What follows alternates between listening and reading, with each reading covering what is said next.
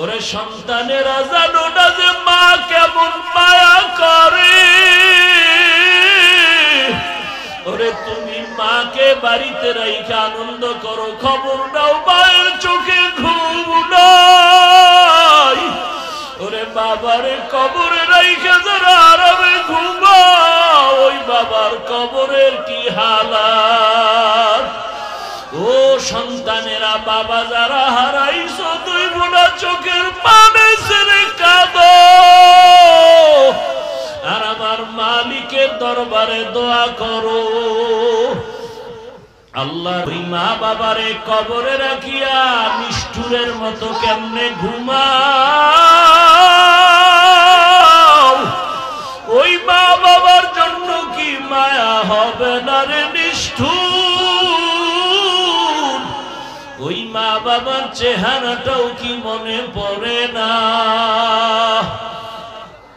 ওই মা বাবার কথা মনে পড়লে চোখের পানি ধরে রাখা যায় না। রহমতের নবী কান্না করে ও আয়েশা, আম্মা জান চোখের পানি ছেড়ে কান্না করেন। নবী বলেন, খাদিজা আমাকে সান্ত্বনা দেয় ইয়া রাসূলুল্লাহ, আপনি যতক্ষণ বাহিরে থাকেন আমি অপেক্ষায় থাকি কখন আসিয়া ডাক দিবেন। আমি যদি ঘুমায় যাই আপনি বাহিরে কষ্ট পাবেন, আল্লাহ বেজার হয়ে যাবে। আমি ঘুমাই না রে ইয়া রাসূলুল্লাহ, আপনার খেদমতের অপেক্ষায় আছি। ও আয়েশা, খাদিজার কষ্টের কাহিনী মনে পড়লে চোখে আমার পানি চলে আসে। আর একটা কথা আমার মনে পড়লে আমি চোখের পানি ছেড়ে কান্না করি। হাসরের ময়দানের কথা যখন মনে পড়ে, ও আয়েশা হাসরের মাঠের অবস্থা কতটা ভয়ঙ্কর হবে জানো না? নারী আর পুরুষরা সব হাসরের মাঠে উলঙ্গ দাঁড়াবে। সূর্যটা মাথার উপরে নেমে আসবে, সূর্যের গরম তাপে মাটির জমিনটা তামা হয়ে যাবে। গুনাহগার নাফরমানের মাথার মগজগুলো ভাতের মারের মতো ফুটতে থাকবে। আরে জাহান্নামের আওয়াজ, হাসরের ময়দানে জাহান্নাম চিল্লাইবার বলবে, ও আল্লাহ বেনামাজি গুলো কই? বেনামাজি নাফরমান গুলো আমাকে দাও, আমার পেটে ক্ষুধা। আরে আয়েশা, সেদিন কি উপায় হবে? জাহান্নামের আওয়াজে হাসরের ময়দানটা থরথর করে কেঁপে উঠবে। ওদিকে আমার আল্লাহ রাগান্বিত হয়ে যাবেন। আল্লাহ রাগ হইয়া আওয়াজ দিবেন, লিমানিল মুলকুল ইয়াউম লিল্লাহিল ওয়াহিদিল কাহ্হার। হাসরের ময়দানটা থরথর করে কেঁপে উঠবে। এই অবস্থা দেখিয়া নবীরা পর্যন্ত কান্না শুরু করবেন। এত কান্নার আওয়াজ। নবীরা কাঁদবেন, আদম নবী কাঁদবেন, মুসা নবী কাঁদবেন, ইব্রাহিম নবী কান্না করবেন। নিজের চিন্তা, উম্মতের চিন্তা থাকবে না। এমন অবস্থা হবে, কঠিন হালাত। আমি রাসূল তখন সহ্য করতে না পারিয়া আমি আমার রবের সামনে সিজদায় পড়ে কান্না শুরু করব। ঈসা নবী কাঁদবেন, নিজের চিন্তা। মুসা নবী কাঁদবেন, নিজের চিন্তা। ইব্রাহিম নবী কাঁদবেন, নিজের চিন্তা। দাউদ নবী কাঁদবেন, নিজের চিন্তা। আদম নবী কান্না করবেন, নিজের চিন্তা। আর আমি যখন কান্না শুরু করব, মাকামে মাহমুদের ভেতরে আমি একটাই আওয়াজ দিব, আল্লাহ আমার উম্মত, আমার উম্মত, আমার উম্মত। আমার একটা উম্মত জাহান্নামে গেলে আমি জান্নাতে যাব না। ও আয়েশা, আমি তখন আমার উম্মতের চিন্তায় কান্না করব। এখন আমি উম্মতের চিন্তায় কান্না করি। এরে আল্লাহর বান্দারা, আমরা আপনাদের পাও ধরে ধরে ধরে ধরে বুঝাই, তাবলীগ ওয়ালারা বুঝায়, পীর মাশায়েখরা আপনাদের পেছনে দৌড়ায়, নামাজ পড়ে, কান্না করে, টুপি পরি, দাড়ি রাখি, পর্দা করি, হালাল খাই, এরপরও সকলের চোখে পানি আর কান্নার আওয়াজ। এমন একজন আলেম নাই যে কাঁদে না। আল্লাহর কাছে কেমনে দাঁড়াবো? নামাজ রোজা তেলাওয়াত টুপিদারি ঠিক রেখে যদি আমরা কান্না করি আর আপনাদের কাছে দোয়া চাই আর ক্ষমা চাই, আপনারা যারা নামাজ পড়েন না আপনাদের উপায় কি? আপনারা যারা পর্দা করেন না বলেন আপনাদের কি হালাত হবে একটু চিন্তা করছেন নি? আরে জান্নাতের টিকিট হাতে পাইছেন 10 জন সাহাবা। প্রথম হযরত আবু বকর, দ্বিতীয় হযরত ওমর, তৃতীয় হযরত ওসমান, চতুর্থ হযরত আলী রাদিয়াল্লাহু আনহুম আজমাইন। জান্নাতের টিকিট তাদের হাতে জমা। তাদের আমল কত সুন্দর, নামাজ কত সুন্দর, তেলাওয়াত কত সুন্দর, তাদের ইখলাস আর তাকওয়া কত সুন্দর। এরপরও সারাটা জীবন কান্না করে কাটাইছেন। আল্লাহর দরবারে কেমনে দাঁড়াইয়া হিসাব দিব? আল্লাহ তো এই কথাই বলছেন, ওয়া আম্মা মান খাফা মাকাম রাব্বিহি ওয়া নাহান নাফসা আনিল হাওয়া ফাইন্নাল জান্নাতা হিয়াল মাওয়া। আমার আদালতে দাঁড়াইয়া হিসাব দেওয়ার ভয়, যে দুনিয়াতে গুনাহ ছাড়বি তোকে বিনা হিসাবে জান্নাত দিব। আরে দুনিয়ার মামলা খাইয়া যদি শুনে আগামী 20 দিন পরে আমার আদালতে হাজিরা, উকিল কয় সাবধান, জানি না রায়টা কোন দিকে হয়। 20 দিন আগের থেকে আপনার আমার ঘুম বন্ধ, টেনশন।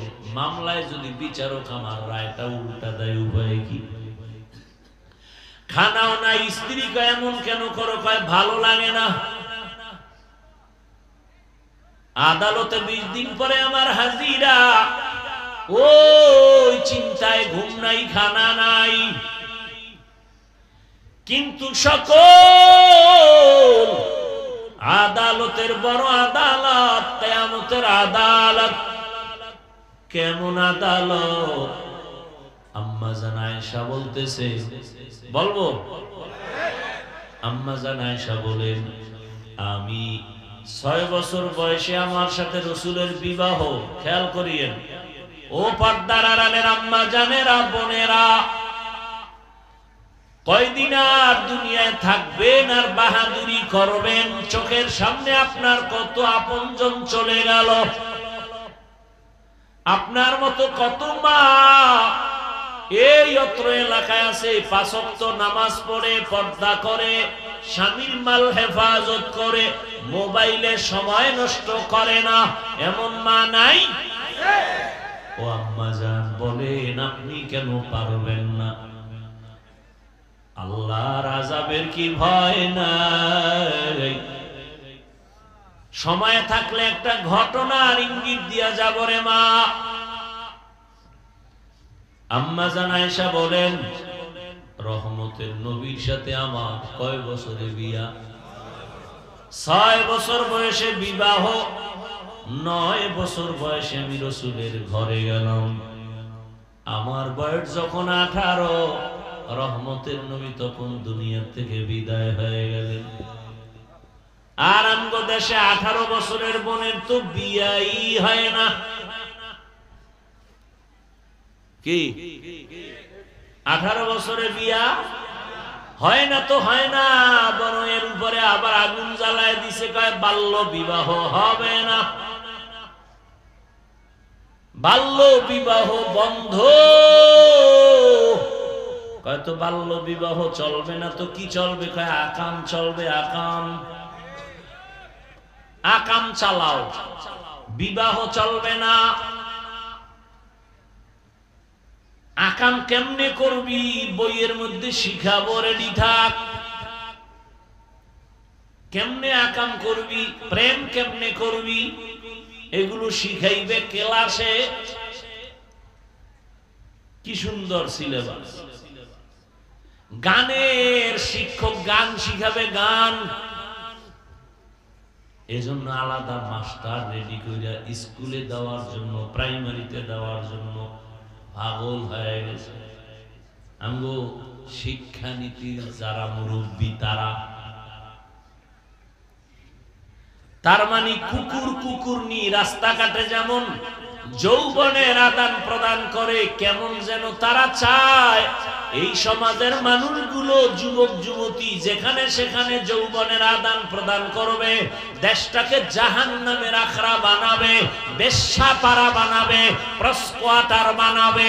হুজুর যদি বয়ান না করতো, মাদ্রাসা না থাকতো, কত আগে জানি এটা জাহান্নামের বাগান হয়ে যেত।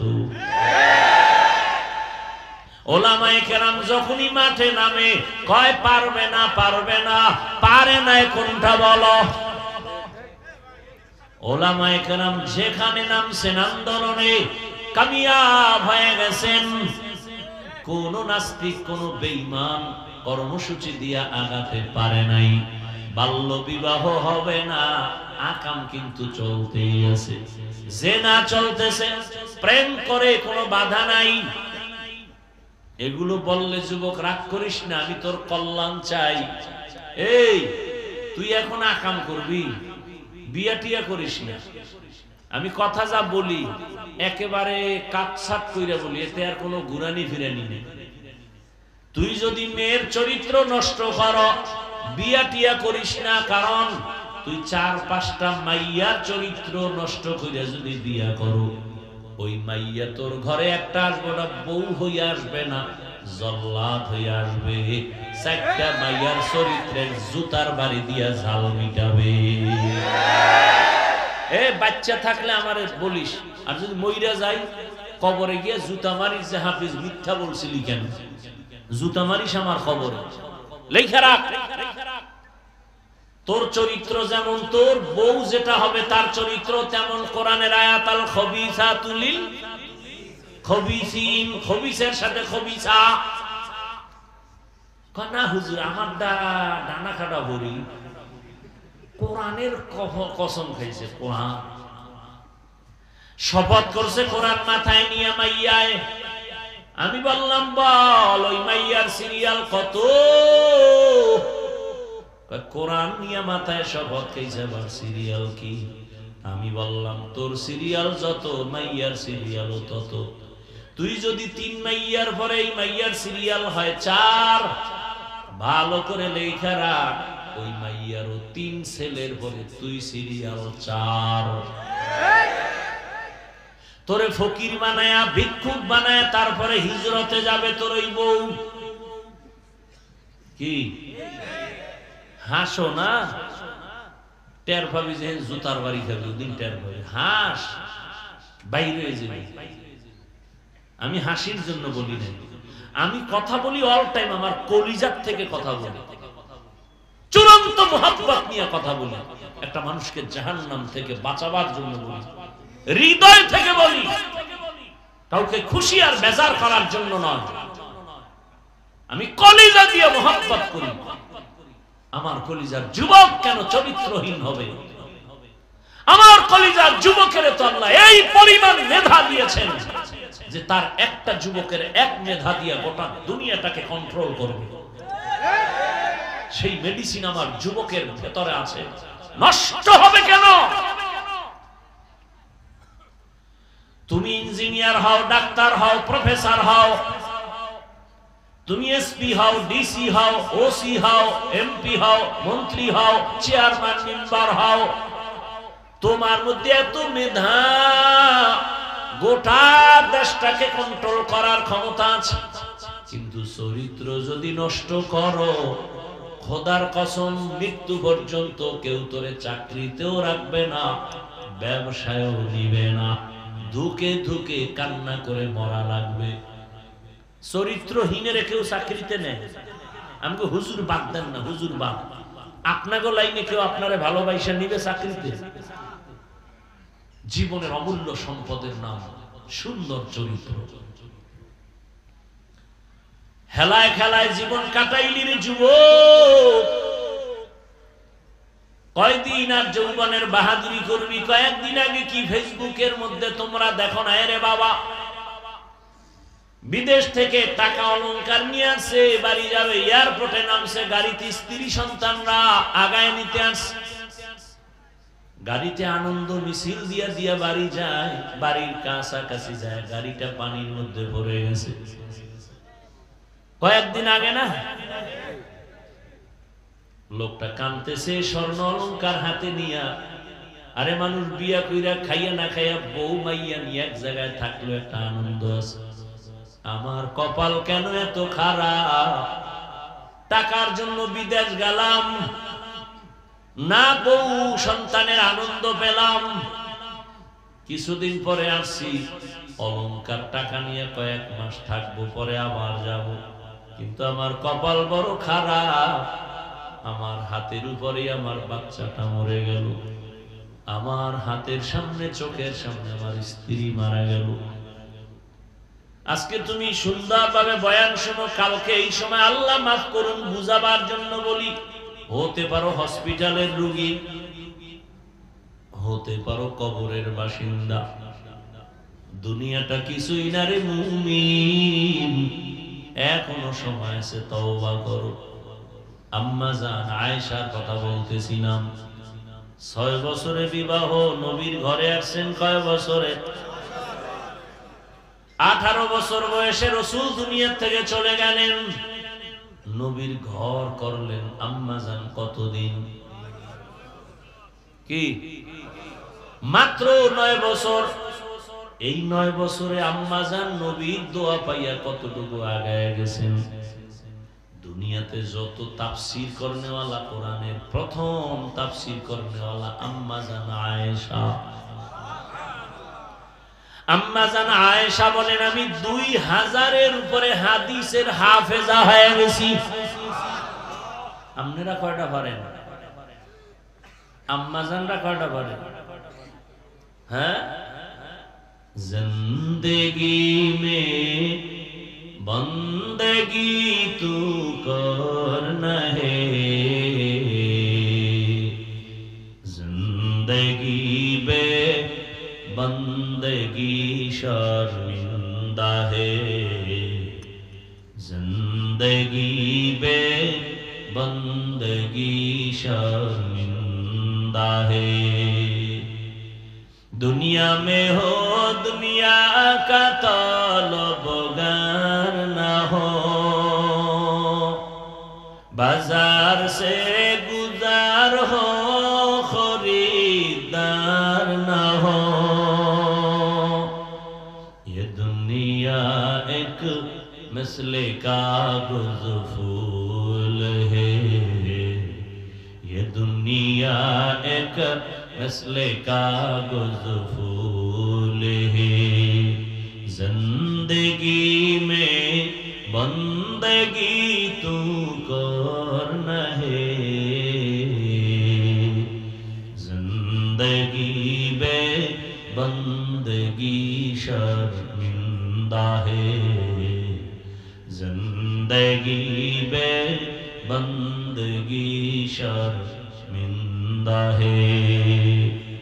এরে আমার যুবক বাবারা, বৃদ্ধ বাবাজিরা, পর্দার আড়ালের মা বোনেরা, আম্মা জান বলে,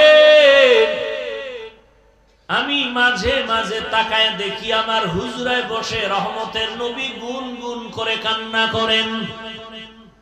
আমি ভয় পাইতাম, রহমতের নবী কেন আমার রুমে কান্না করেন, না জানি আমার থেকে কোনো বেয়াদবি হয়ে গেল।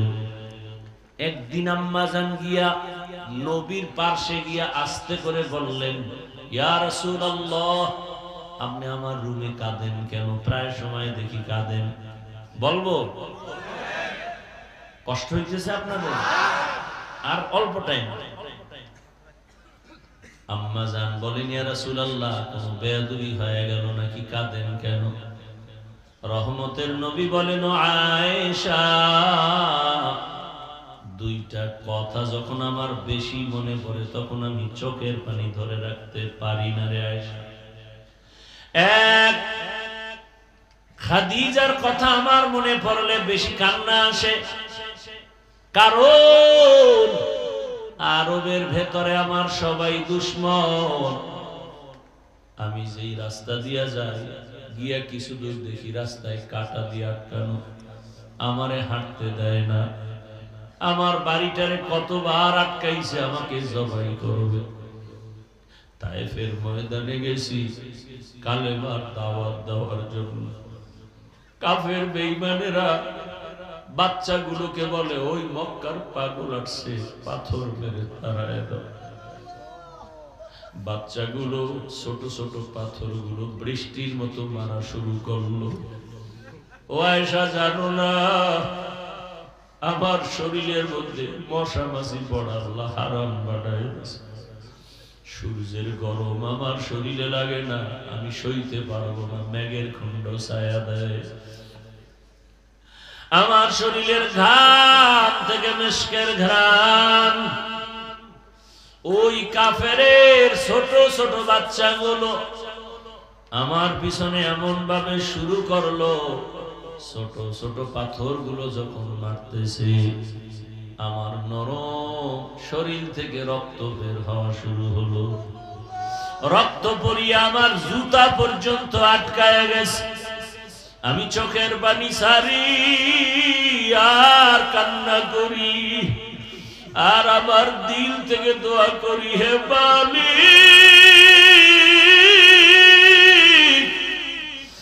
এই এলাকার মানুষগুলো বুঝে না, চিনে না, ও আল্লাহ ওদের হেদায়েত দাও। আমি মক্কার দিকে আগাই আর চোখের পানি ছেড়ে কাঁদি। হঠাৎ করে জিবরাইল আমিন এসে হাজির হয়ে গেছে। আল্লাহ পাঠাইছে, যাও জিবরাইল, আমার নবীর কান্না আমি আল্লাহ সহ্য করতে পারি না, আমার মায়ার নবী কাঁদে, যাও আমার নবীর গিয়া বলো এখন যদি অর্ডার দেয় তায়েফের জমিন উল্টাইয়া সব মানুষগুলো মারিয়া ফেলাও। কেমন মায়ার নবী!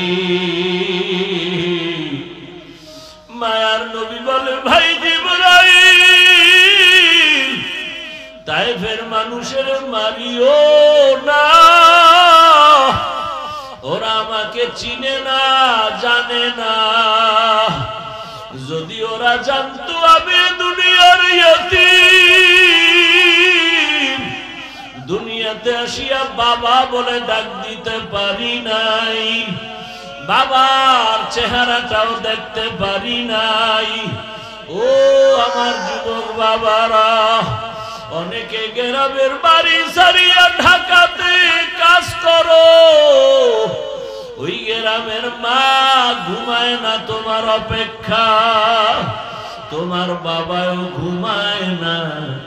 অনেকের বাবা মরিয়া গেছে, কবর থেকে দোয়া চায়, অনেকের মা মরিয়া গেছে, দোয়া চায়। আজকে যারা মা বাবারে বাড়িতে রাইখা শহরে আইসা বন্ধু নিয়ে আনন্দ করো আর ঘুমাও, ওই মা বাবা তোমারে আমারে বিছানায় রাইখা কখনো ঘুমান নাই। মায়ার নবী কাঁদে, ভাই জিবরাইল, আমি বড় ইয়তীম, 6 বছরে আমি মা হারাইয়া বড় অসহায়, আমার ডানে কেউ নাই, বামে কেউ নাই। ও জিবরাইল, এদের মারিও না, একদিন যদি এরা চিনে কালেমার পতাকায় চলে আসবে। ও আয়েশা, আমি এত কষ্ট করিয়া দিনের দাওয়াত দিয়া যখন রাতের বেলা ঘরে আসতাম, যত রাত্রই হতো আমি ঘরের সামনে আসিয়া আসসালামু আলাইকুম ইয়া আহলাল বাইত কথাটা বলা মাত্র ঘর থেকে আওয়াজ আসতো, লাব্বাইক ওয়া সা'দাইকা ইয়া রাসূলুল্লাহ, খাদিজার কণ্ঠে আওয়াজ। আমি বলতাম, খাদিজা আপনি কি রাতের গভীরে ঘুমান না? খাদিজা চোখের পানি ছেড়ে কাঁদতেন আর বলতেন, ও রবি, আমি জানি আপনার মা নাই, আপনার বাবা নাই, আমি খাদিজা দুইজন স্বামীর বিদায়ের পরে আপনার ঘরে আসছি। আমার একাধিক সন্তান রেখে আমি আপনার ঘরে আসছি। আমি সন্তানের মায়া বুঝি, আপনার চারদিকে দুশ্মন। আপনার মা যদি থাকতেন, আপনাকে বাহিরে রেখে মা ঘুমাইতেন না। ওরে সন্তানেরা জানো না যে মা কেমন মায়া করে। ওরে তুমি মাকে বাড়িতে রাইখা আনন্দ করো, খবর নাও মায়ের চোখে ঘুম নাই। ওরে বাবারে কবরে রাইখা যারা আরামে ঘুমাও, ওই বাবার কবরের কি হালাত।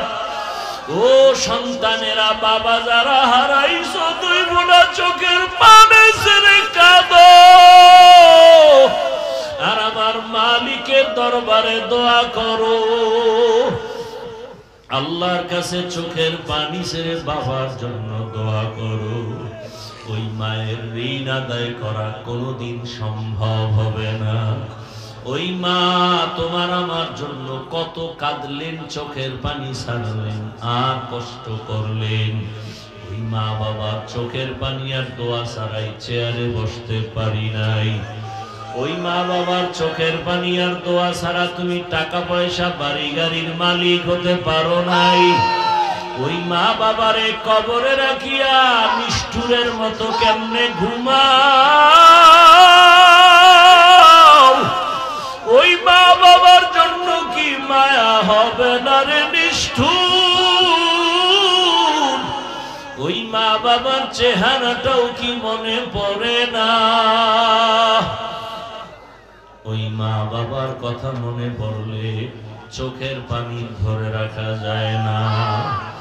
রহমতের নবী কান্না করে, ও আয়েশা আম্মা জান চোখের পানি ছেড়ে কান্না করেন। নবী বলেন, খাদিজা আমাকে সান্ত্বনা দেয়, ইয়া রাসূলুল্লাহ আপনি যতক্ষণ বাহিরে থাকেন আমি অপেক্ষায় থাকি কখন আসিয়া ডাক দিবেন। আমি যদি ঘুমায় যাই আপনি বাহিরে কষ্ট পাবেন, আল্লাহ বেজার হয়ে যাবে।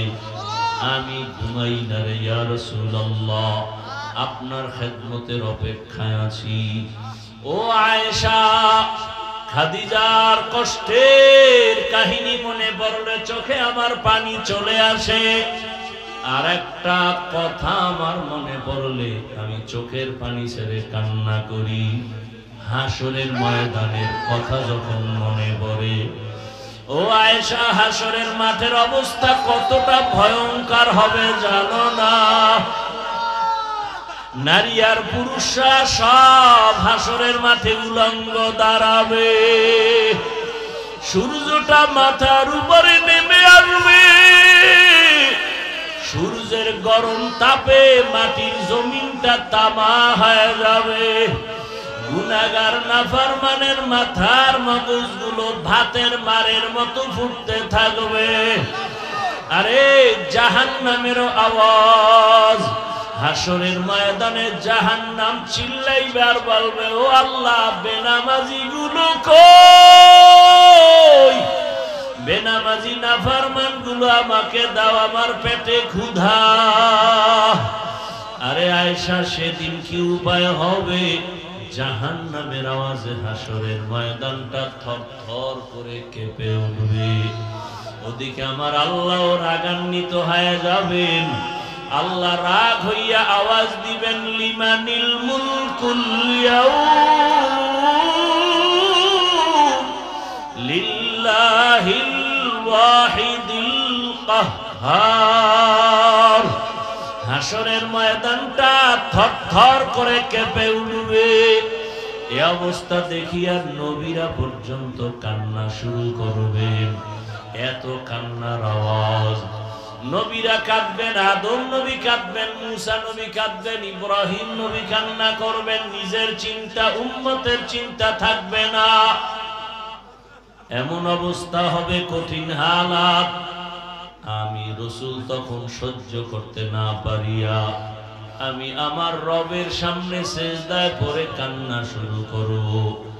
ঈসা নবী কাঁদবেন নিজের চিন্তা, মুসা নবী কাঁদবেন নিজের চিন্তা, ইব্রাহিম নবী কাঁদবেন নিজের চিন্তা, দাউদ নবী কাঁদবেন নিজের চিন্তা, আদম নবী কান্না করবেন নিজের চিন্তা।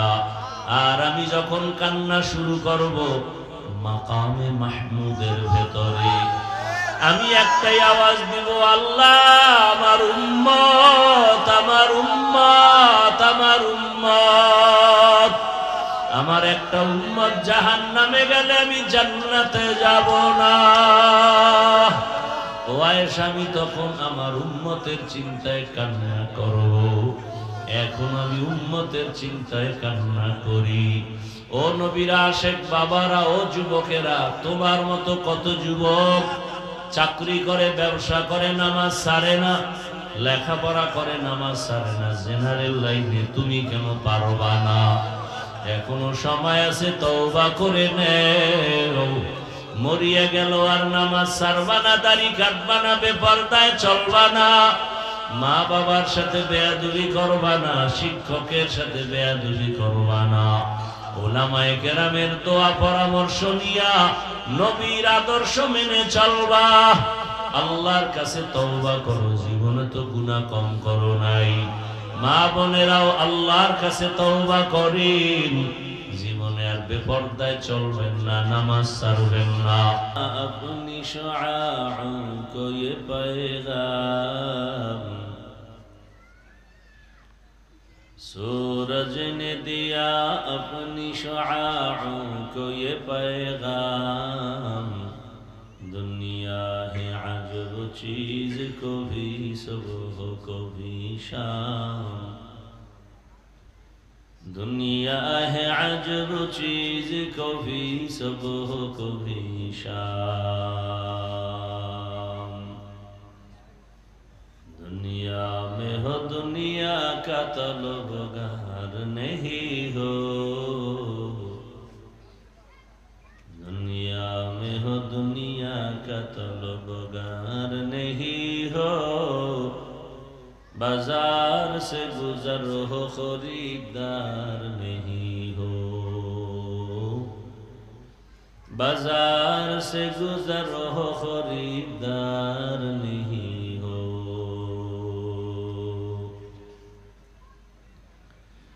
मकबूल है शाज है काबिल तो बहुत है, मकबूल है शाज है काबिल तो बहुत है। आईना के मनिंदे तू नहीं, दिल तो बहुत है। आईना के मनिंदे तू नहीं, दिल तू बहुत है। ला इलाहा इल्लल्लाह,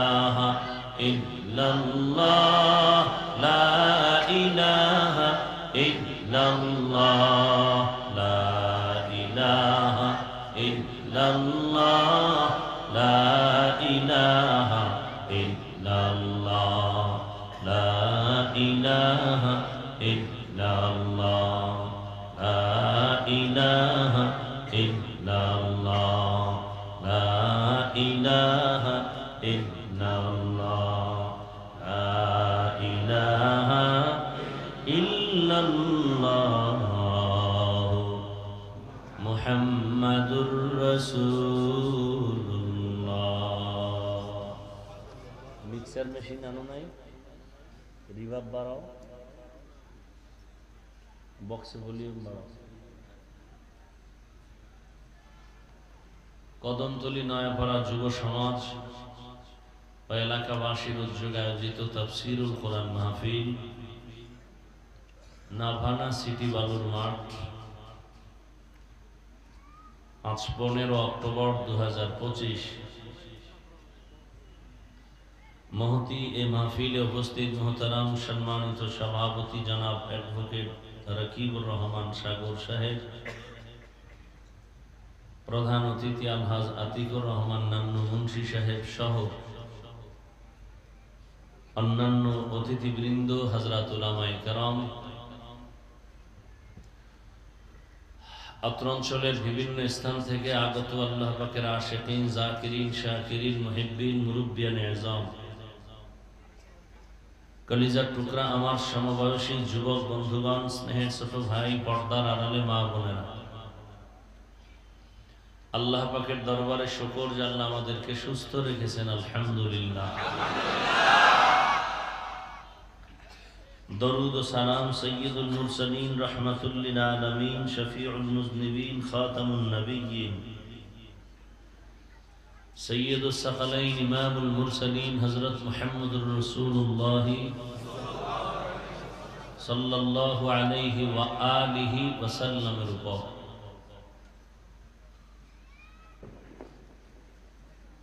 সর্বোপরি শুকর যে আল্লাহ আমাদেরকে সুস্থতার সাথে এখানে আসার তৌফিক দিয়েছেন। যাদের আয়োজন যুব সমাজ, এলাকাবাসী মাইক, লাইট, প্যান্ডেল দিয়েছেন, সার্বিক সহযোগিতা করেছেন, প্রত্যেককেই আল্লাহ পাক এই খেদমতের বরকতে দুনিয়াতে শান্তি, পরকালে চিরমুক্তির ব্যবস্থা করে দিন।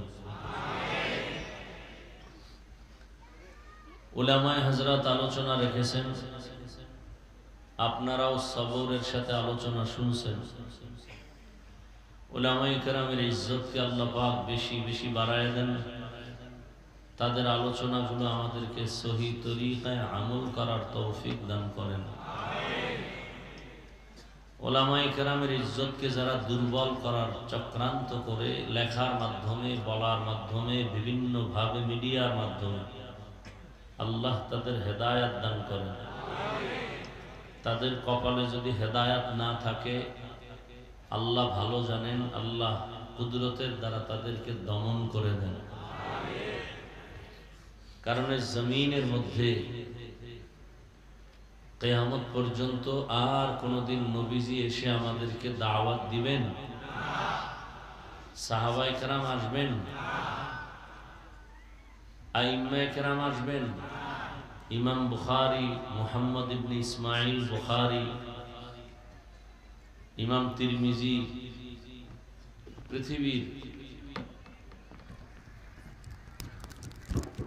কেউ আর আমাদেরকে দাওয়াত দেওয়ার জন্য জমিনে আসবেন না। এমনকি আমরা যাদের মাধ্যমে দ্বীনের পথে আসছি, এরাও অনেকে চলে গেছেন, আর আসবেন?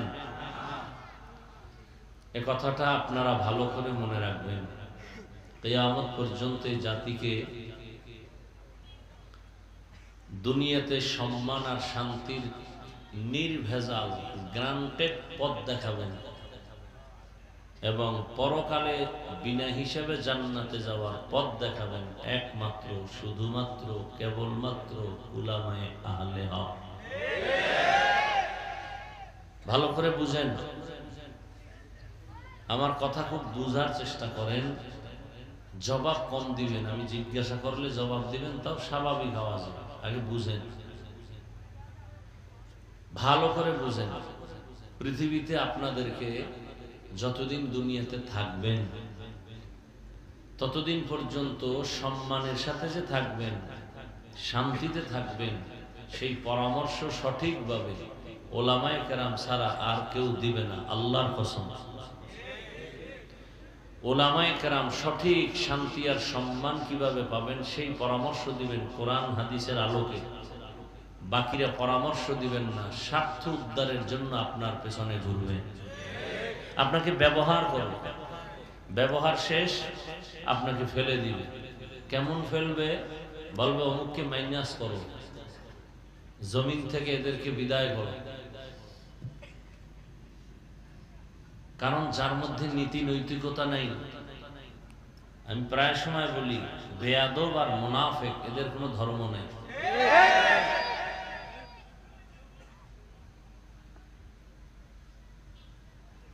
যে নিজের স্বার্থটাকে সবার ঊর্ধ্বে মনে করে ওই লোকটার কাছে মায়ের মূল্য কম, বাবার মূল্য কম। সে নিজের স্বার্থ আগে দেখে।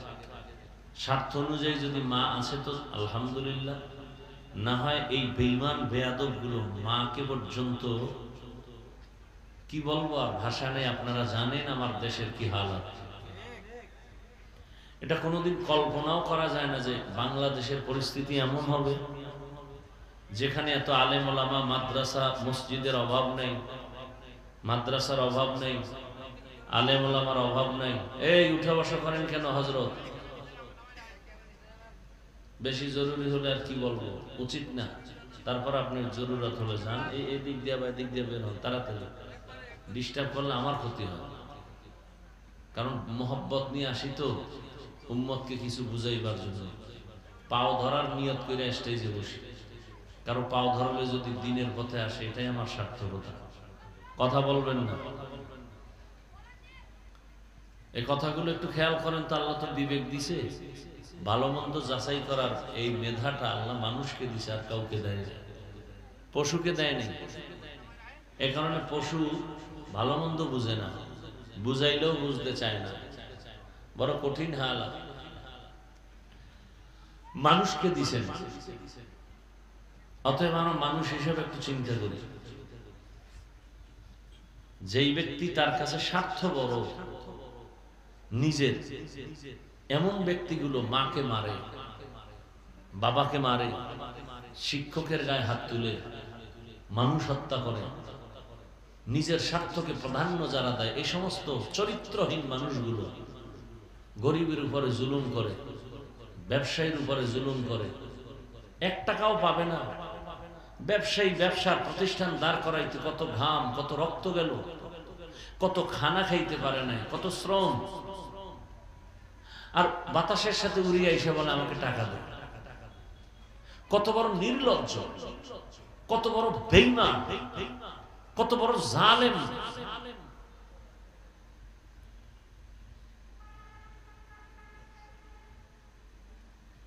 একটা পাওনাদারকে মানুষ টাকা চাইবে, তাও সেখানে বহু বিধান দেওয়া আছে। অথচ একজন ব্যবসায়ী সততার সাথে ব্যবসা করে, তার উপরে হামলা। চাঁদা দিবা না, তোমার উপরে হামলা শুরু হয়।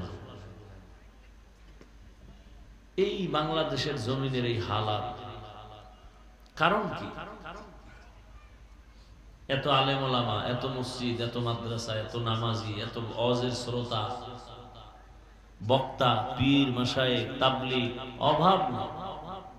সেই দেশের মানুষগুলো তো ওই শুনছি মিশরে যারা জমিনে হাল চাষ করে, মিশর, ওই হাল চাষ করেনওয়ালারাও নাকি চমৎকার কণ্ঠে কোরআন তেলাওয়াত করে। মিশরের চাষিরাও কোরআন তেলাওয়াত করে, সেই সুন্দর কণ্ঠ এবং বিশুদ্ধভাবে। তাহলে আমার দেশে এত আলেম ওলামা, ইতিহাসের মানচিত্রে দ্বিতীয় বৃহত্তম মুসলিম দেশ, এত মাদ্রাসা, এত মসজিদ, এত তাবলীগ, বিশ্ব ইজতেমা কোথাও না। বাংলাদেশ তাবলীগের মার্কাজ। সেই দেশের মানুষ নামাজ না পড়লেও তো মানবতা থাকা উচিত ছিল। দাড়ি নাই, টুপি নেই, অন্তত মানবতা তো থাকা দরকার ছিল। যে আমার দেশে এত আলেম ওলামা, আমি কিভাবে জুলুম করি? বরং এখন একদল বেয়াদব এতটা উগ্র হয়ে গেছে যে আলেমদের সাথে চ্যালেঞ্জে নেমেছে যে আলেমে জমিনে রাখবে না। এই রকম বেদবি 200 বছর মাস্তানি কইরা ব্রিটিশরাও টিকতে পারে নাই। শত শত আলেমকে গলায় ফাঁসি লাগাইয়া দিল্লি শহরের গাছের সাথে লাশ ঝুলাইল, শত শত মাদ্রাসা আগুন দিয়ে দিল, সরকারি টাকায় চলতো, টাকা বন্ধ করে দিল। কিন্তু কই কোরআনের আওয়াজ? হাজারো অপচেষ্টা করলো, কই সে ভারতে তো কোরআনের আওয়াজ বন্ধ হয়নি, বরং পৃথিবীতে কোরআনের আওয়াজ চলতেছে, বাতি জ্বলতেছে। তার পাওয়ার হাউস ভারতের মধ্যে। তার পাওয়ার হাউস কোথায়? ভারতের মধ্যে দেওবন্দ। আপনারা দেখেন, আমি যে কথাগুলো বলি বাস্তবের সাথে বিবেক দিয়ে চিন্তা করেন। যারা আলেমের সাথে বেয়াদবি করছে তাদের হালাত কেমন খুঁজেন। তারা অন্য কোনো অন্যায় নেই, অন্যায় একটা, আলেমের সাথে বেয়াদবি। হয়তো ক্যান্সার, না হয় ঘরে আগুন, না হয় দোকানে ডাকাতি, না হয় ওর কিডনি শেষ, না হয় গাড়ির তলে ঘুরে পাও নাই, ওর কোনো অন্যায় নেই, এরপরে বিপদ বিপদ বিপদ। কেন? শুধু আলেমের সাথে বেয়াদবি। কেন? কিয়ামত পর্যন্ত রসুল আসবেন না, আবু বকর, ওমর, ওসমান, আলী আসবেন না। দিন নাই রাত নাই, বিবির খবর নেয় না, সন্তানের পিছনে ঘুরে না, সংসারের চিন্তা করে না, 24টা ঘন্টা কুত্তার মতো উম্মতের পেছনে দৌড়ায়। তাবলিগোলারা দৌড়ায়, পীর সাহেবরা দৌড়ায়, আমরা বক্তারা দৌড়াই। কালকে কুড়িগ্রাম, এখন এখানে। এইভাবে সব আলেমরা, মসজিদের ইমাম সাহেব আপনাদের মসজিদগুলোতে ডিউটি করে। একটা টাইম আছে ভাই, কথা ডিস্টার্ব না করি। ডিউটির একটা কি আছে ভাই? আচ্ছা, সরকারি যারা ডিউটি করে, বেসরকারি ডিউটি করে, আপনারা এখানে যারা আছেন আশেপাশে তো অনেক কি আছে, ফ্যাক্টরি আছে না? ডিউটি কয় ঘন্টা? মূল 8 ঘন্টা। বেতন নিম্নে কত? সরকারি ডিউটি যারা করে নিম্নে 20,000। কথা ঠিক না? একটা ডিউটিরও কি আছে? নির্দিষ্ট টাইম। বলেন তো, আপনারাই বলেন, আপনাদের আশেপাশের ইমাম সাহেবদের ডিউটি কয় ঘন্টা? বলেন, আপনারা বলেন। হ্যাঁ, এটা কোন মানবতা? একটা মানুষ 24 ঘন্টা ডিউটি করবে, এটা কিসের মানবতা? এর বিনিময়ে বেতন দেন কত মাসে? বলেন তো, এর থেকে জুলুম পৃথিবীতে আর কি হতে পারে? আওয়াজ দিন না, আমি বলছি কথা বুঝেন। আমি আপনার থেকে ঠিক বেঠিক শুনতেও চাই না, আওয়াজও শুন। আল্লাহ বিবেক দিছে, আপনি শুনতেছেন, দিলের মধ্যে কথাটা রাখেন। এখানে কোনো আন্দোলনের জন্য আমি আসিনি, দিলের মধ্যে কথাটা রাখেন। পৃথিবীতে এর থেকে জুলুম আর কি হতে পারে? 24 ঘন্টা ডিউটি করে, এক বেলার নামাজে নাই। রিক্সা ড্রাইভার কয়, হুজুর জোহরে ছিলেন কই? ইমাম সাহেব কয়, কে তুমি? আমি রিক্সা চালাই। বলে, এত বড় পাওয়া? বলে, মাসে 5 টাকা বেতন দেই। সভাপতি দেন কত? 100 টাকা। এটা কমাও। সভাপতি দেন 100, সেক্রেটারি সভাপতির থেকে আরো ধনী। আপনি কত দেন? 500। না না না, সভাপতির থেকে বেশি দিলে বেদবি হবে, এজন্য আমি দিই 50। এই আকামগুলো আছে না নাই? ইমাম সাহেব 24টা ঘন্টা ডিউটি করে, বেতন ঠিক মতো 5-10 যাই দেয়, তাও মাসে মাসে ঠিক মতো দেয় না। রিমান্ডে রাখে ইমামরে, রিমান্ডে। একটা রিমান্ড চলতেছে, বেচারা ঘুমায় গেছে। আল্লাহ না করুন যদি উঠতে একটু দেরি হয়ে যায়, হতেই পারে, কেন ঘুমের মানুষ মরা।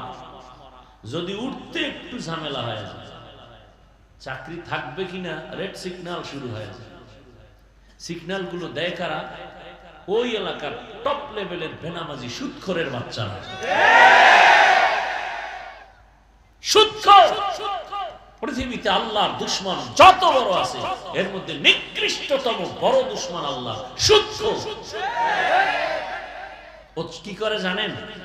24টা ঘন্টার সেকেন্ডে সেকেন্ডে সেকেন্ডে সেকেন্ডে অল টাইম তার কলিজার মায়ের সাথে জিনার গুনাহ, জিনার গুনাহ, জিনার গুনাহ, জিনার গুনাহ। এই কিসকিস এটা বন্ধ করতে পারো না?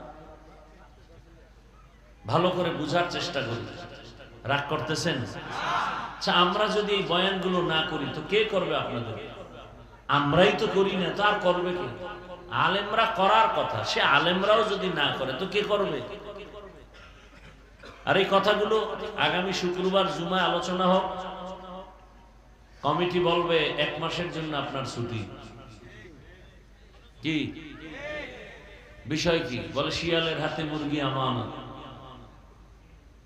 শিয়ালের হাতে মুরগি আমানত দিলে কয়দিন পরে পাবেন? সত্য কথা স্বীকার করেন, মানেন আর না মানেন, কয়দিন পরে পাবেন? শিয়ালের হাতে মুরগি দিলে যা হয়, মাদ্রাসা মসজিদ আর ধর্মের চাবি সুদখোর ঘুষখোর বেনামাজি মদ পান করনেওয়ালার হাতে দিলে তাই হবে। আল্লাহ হেদায়াত দান করে, আল্লাহ আমাদের হেদায়াত দান করে।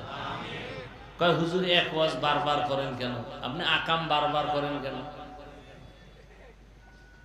ডাক্তারের কাছে গেছে খালি প্যারাসিটামল, ডাক্তার পেটে সমস্যা প্যারাসিটামল, 2 দিন ভালো, আবার গেছে ডাক্তার পেট ব্যথা প্যারাসিটামল।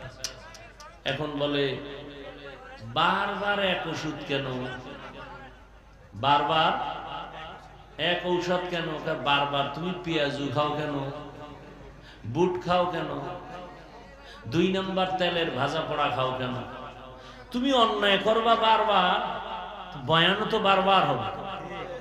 নামাজের ওয়াজ আল্লাহ কোরআনে একবার করছেন না বারবার, তো আপনি নামাজ ছাড়েন বারবার, বয়ানও তো বারবার হবে। আর একটা নিয়ম হলো, আপনার শরীরে রোগ আছে 5টা, চেক আপ করে ধরা পড়লো, ডাক্তার আপনাকে প্রথমত ওই রোগের চিকিৎসা দিবে যেই রোগটা আপনার বডির মধ্যে মারাত্মক বড়, ওটাকে আগে ঠিক করবে, এরপর ছোটখাটো রোগ পরে। এটাই তো নিয়ম। তাহলে ইমানের যত রোগ আছে এর মধ্যে বড় রোগ যেগুলো, এগুলোর থেকে কোরআন হাদিস থেকে আগে এই বয়ান দিয়ে মানুষকে লাইনে নেওয়ার চেষ্টা করবে, এটাই আলেমের কাজ। তা আপনার ইমানের রোগ আছে, আপনি নামাজ পড়েন না, পর্দা করেন না, হালাল খান না, মিথ্যা বলেন, গালি দেন, সব দোষ। এর মধ্যে আগেরটা ধরতে হবে যে আপনি মায়ের সাথে জিনা করেন সুদ খাইয়া, এটার আগে ধরতে হবে। কারণ সুদ এমন এক রোগ, আপনি সুদের খাতায় নাম আছে, নামাজ কবুল হবে না, রোজা কবুল হবে না, তেলাওয়াত কবুল হবে না, হজ করলে কবুল হবে না, দান করলে কবুল হবে না, মোনাজাত দিলে একটা মোনাজাত কবুল হবে না। আল্লাহ কয় এই বেঈমান রেডি থাক, আমি আল্লাহ রেডি, তোর সাথে যুদ্ধ করব।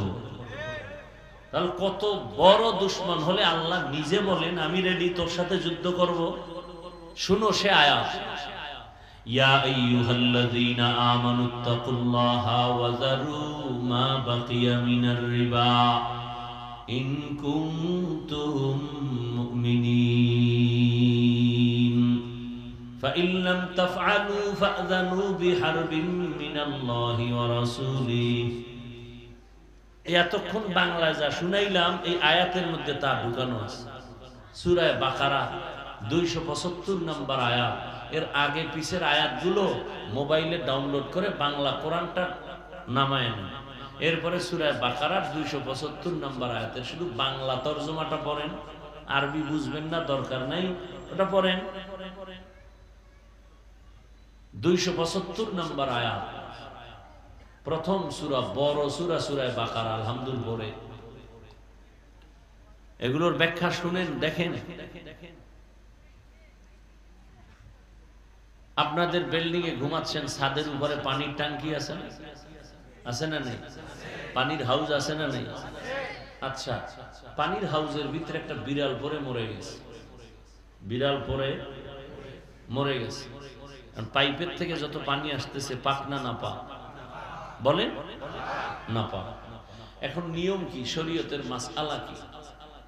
বলে বড় হাউসের ভিতরে তোমার যদি কোনো ইঁদুর বিড়াল পড়ে মরে যায় তো হুজুরের কাছে গেছে সমাধান নেই, পানি পাক করবো কি করে?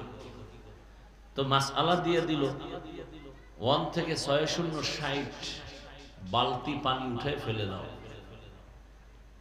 হুজুরের মাসআলা শুনে এসে পানি ফেললো, এরপরও গন্ধ কমে না। চিন্তা করলো হুজুরদের ফতুরের মধ্যেও ঝামেলা শুরু হয়ে গেল, কি ফতুয়া দিল, কথা মনে হয় কম হয়ে গেছে। ও আরো 60 বালতি পানি ফেলাইছে, 120, এরপরও গন্ধ কমে না। এবার গেছে হুজুরের ধর্ম, মানুষের বাড়ি খাইয়া এরকম আউলা জাউলা ফতুয়া দেন। হুজুর বলে না আমি তো ভেজাল করি নাই, তুমি পানি ঠিক মতো ফালাইছো? বলে হ্যাঁ। ওভার 60, তো গন্ধ থাকার কথা না। হঠাৎ করে হুজুরের মাথায় চক্কর লাগছে, রে তুমি যে হাউজের থেকে পানি ফেলাইছো মরা ইঁদুর বা বিড়াল ফেলাইছো না তো? খারে তার সেরা মরা বিড়াল যদি না ফালাইয়া ভিতরে জমজমের পানিও দাও, কিয়ামতের আগে গন্ধ যাবে? হ্যাঁ, আগে মরা বিড়াল ফালাও। তোমার ইমানের কূপের মধ্যে সুদের মরা বিড়াল, ঘুষের মরা বিড়াল, বেপরদার বিড়াল, দুর্গন্ধ তোমার ইমান, দুর্গন্ধ তোমার আকীদা, দুর্গন্ধ তোমার আমল। বয়ান শুনে কি হবে? দান সৎকা করে কি হবে? আগে ওখান থেকে মরাগুলো উঠাও, সুদের খাতার থেকে নাম কাটো। আমি কি বলবো? আপনি জেনে শুনে হারাম খাইতেছেন, আপনার সাথে আমার যুদ্ধ নাই, কিন্তু আপনার বিবেকের কাছে এক প্রশ্ন আমার, ঘরে আপনার মা আছে, বাবা আছে, স্ত্রী, সন্তান, ওদের অপরাধটা কি? শিশু বাচ্চার রক্ত পবিত্র, আপনি হারাম দিয়া ওর রক্ত নাপাক করলেন, এই অধিকার দিছে কি আপনাকে? আপনি বাপ নামের এত কলঙ্ক কেন? আপনি যদি বউ ঠিক মতো চালাইতে না পারেন, বিয়া করলেন কেন? ইসলামে তো আর একটা ঔষধ আছে, রোজা রাখো। আপনি সন্তান নিলেন কেন যদি সন্তানের হক আদায় করতে না পারেন? আপনাকে কে অধিকার দিছে? আপনি পায়খানা খাবেন সেটা ভিন্ন, আপনার সাথে যুদ্ধ নাই, জেনে শুনে খাইতেছেন, কিন্তু আপনার শিশু বাচ্চার অপরাধটা কি? ওর রক্ত তো পাক। আপনি হারাম টাকা ঘরে নিয়ে ওই বাচ্চার রক্ত খাওয়ায় নাপাক করলেন কেন? আপনার স্ত্রীর রক্তকে নাপাক করলেন কেন? আপনি আজকে গিয়া বাসায় বলেন স্ত্রীকে যে আমি যে টাকা পয়সা নিয়ে আসতেছি এগুলো সব গরিবের বেতন মারা টাকা, জুলুমের টাকা, তুমি খেয়ে লয়ে আরামে ঘুমাও। আমার তো মনে হয় না স্ত্রী এটা মেনে নেবে, বলবে দুনিয়াতে কত মহিলা আছে স্বামী ছাড়া, আমি প্রয়োজনে এভাবে একা একই দিন কাটাবো, কিন্তু হারাম খাবো না, জুলুমের টাকা খাবো না, প্রয়োজনে তোমার ঘর ছেড়ে দিলাম। কোন বাচ্চা বাবা বলে ডাকবে না যদি জানে বাবায় চুরি করে টাকা আনে।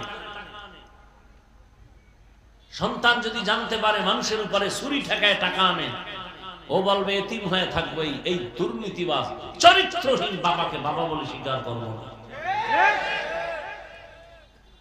কি আর শুনবেন এবার বলেন তো আমাকে, কোন বয়ান করলে আপনাদের সুবিধা হবে? এখন আমরা যা লেখাপড়া করে বয়ান করতেছি এইগুলি আপনাদের চলে না, এখন আপনাদের থেকে বয়ান শিখতে হবে। ওই যে বলে এক বয়ান বারবার কেন?